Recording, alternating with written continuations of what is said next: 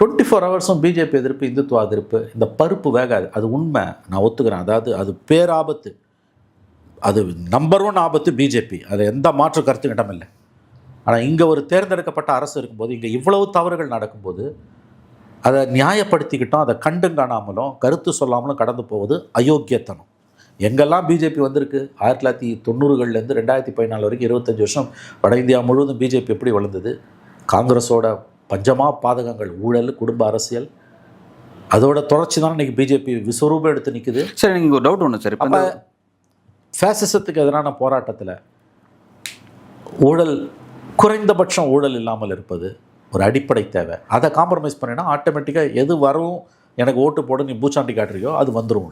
ஃபேசிசத்துக்கு எதிரான போராட்டத்தில், மதவாதத்துக்கு எதிரான போராட்டத்தில் ஊழலற்ற நிர்வாகமும் வாரிசு அரசியல் கூடியவரை இல்லாமல் இருப்பதும் அடிப்படை தேவைகள், டு அ லார்ஜ் எக்ஸ்டென்ட், ஃபுல்லாக இல்லாட்டியும்.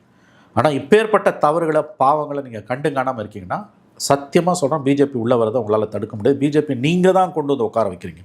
நீங்கள் விரிக்கிற ராஜபாட்டை, இங்கே நடக்கக்கூடிய தவறுகளை கண்டிக்காமல் இருப்பது, நீங்கள் தான் உண்மையான பிஜேபியோட பி டீம். பிஜேபிக்கு ராஜபாட்டை போட்டு வரவேற்பது திமுக, இடதுசாரிகள், விசிகா, காங்கிரஸ் போன்ற கட்சிகள் தான். டெல்லியில் காங்கிரஸ் ஓட்டலாம் பிஜேபிக்கு போயிருக்கல.